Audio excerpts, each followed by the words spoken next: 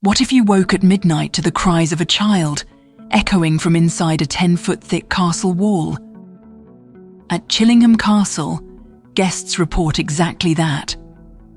First, the desperate sobs.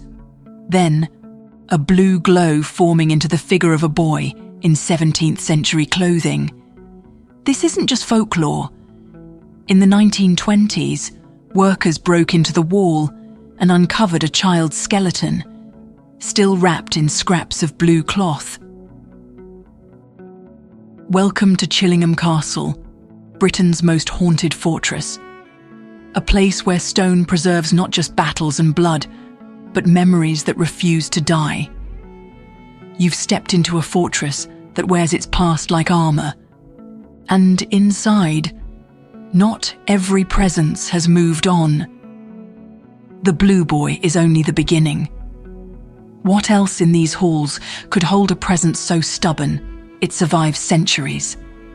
And a grave. Chillingham's architecture was built for survival, not comfort. On the volatile Anglo-Scottish border, its walls rose 10 feet thick, fortifications forged in siege, fire and slaughter. Every stone was laid to endure. But, over centuries, those same stones absorbed something else. The residue of fear and violence. Defensive features turned the castle into an accidental echo chamber. Narrow corridors, vaulted ceilings, murder holes, arrow slits, all designed for war, also twisted sound. Voices travel farther here. Footsteps linger. Whispers bend across empty rooms. For modern visitors, the echoes feel deliberate, as if the castle itself is speaking back. Below, the dungeons transformed architecture into cruelty. Floors sloped toward a central drain, carrying away blood and water. Captives endured starvation, the rack, and the infamous torturer, John Sage. The tight ceilings and sealed chambers trapped every scream. Today, sudden cold spots appear in those same spaces, aligning uncannily with the places designed to hold torment. Above ground, patrol routes and guard posts still echo with the rhythm of boots long gone. The halls don't just preserve memory, they preserve emotion. Walls that once repelled invaders now hold on to grief, terror, and unrest. And in one chamber, the design did more than amplify suffering. It created a prison no soldier could breach, and no child could escape. Nowhere is that architectural legacy more chilling than in what would become known as the Pink Room. The legend of the Blue Boy begins in a room that has unsettled visitors for centuries. The Pink Room. Unlike anywhere else in the castle, this chamber is bound not only by stone, but by tragedy. Guests spoke of a child entombed within its walls, appearing at midnight in 17th century blue clothing, glowing with a pale light. The encounters always began the same way. Muffled sobs, pressed through 10 feet of stone, growing closer until the apparition emerged. Some believed he was the son of a Scottish prisoner, others a forgotten servant. Whoever he was, he died slowly in confinement. His cries were sealed inside the wall itself, echoing for generations. Like a memory, the castle refused to release. In the 1920s, legend became evidence. Renovation workers broke open the Pink Room's wall and discovered the skeleton of a child, still wrapped in scraps of faded blue cloth. After a Christian burial, the sobbing ceased. But the haunting did not. To this day, flashes of blue light still ripple across the chamber, sometimes forming the boy's outline before vanishing back into stone.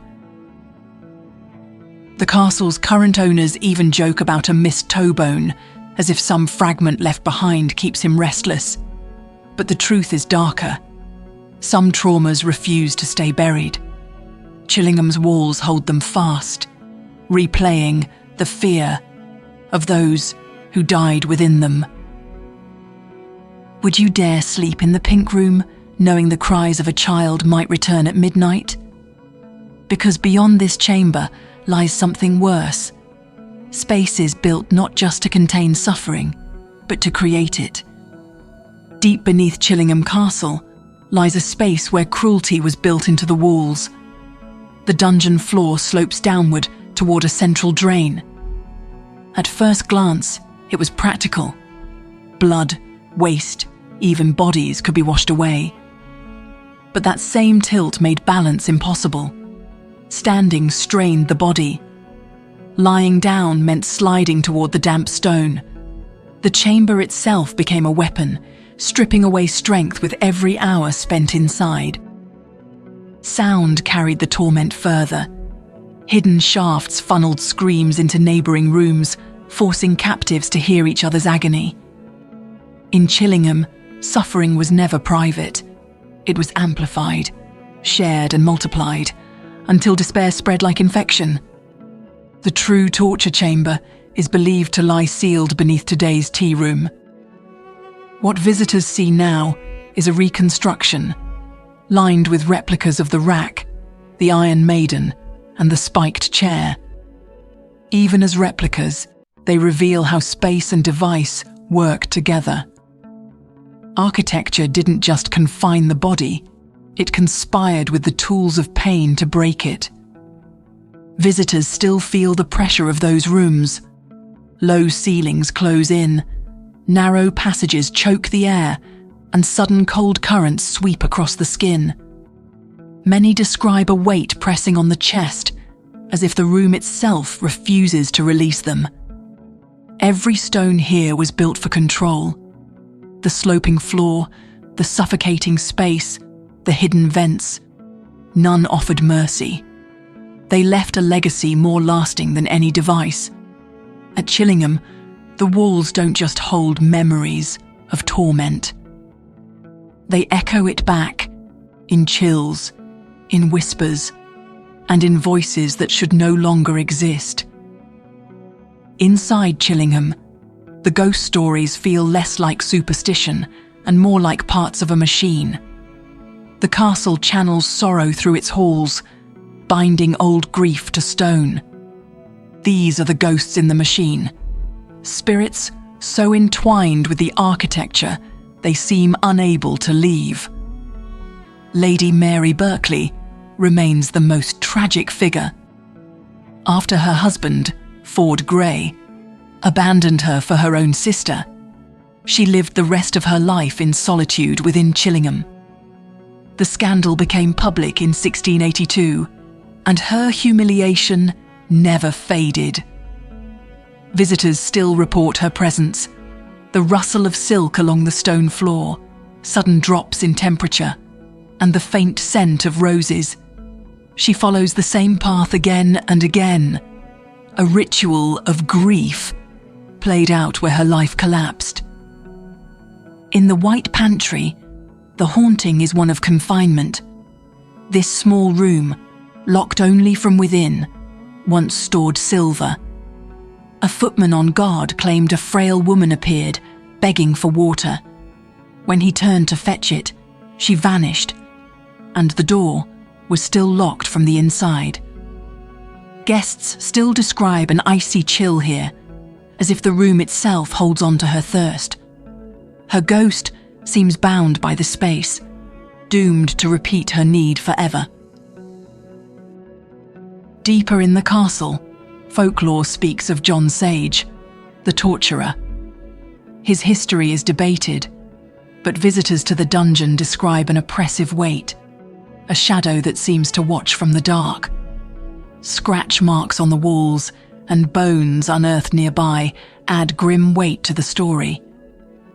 Whether or not Sage lived, the fear in that chamber feels designed, built into the very space where cruelty once reigned.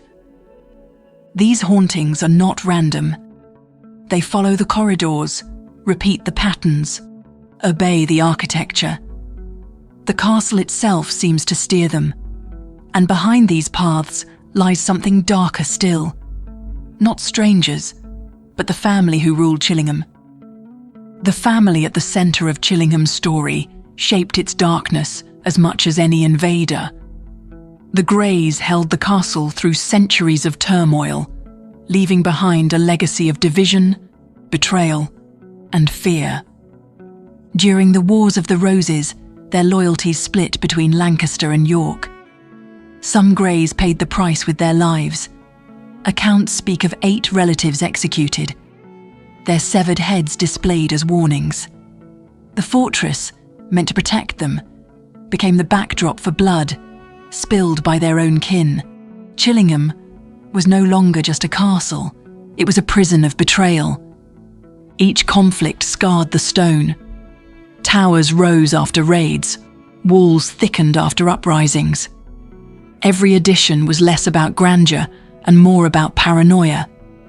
The architecture hardened, turning the castle into a monument to distrust. But not all scars came from war. Ford Grey, later Earl of Tankerville, abandoned his wife, Lady Mary Berkeley, for her younger sister.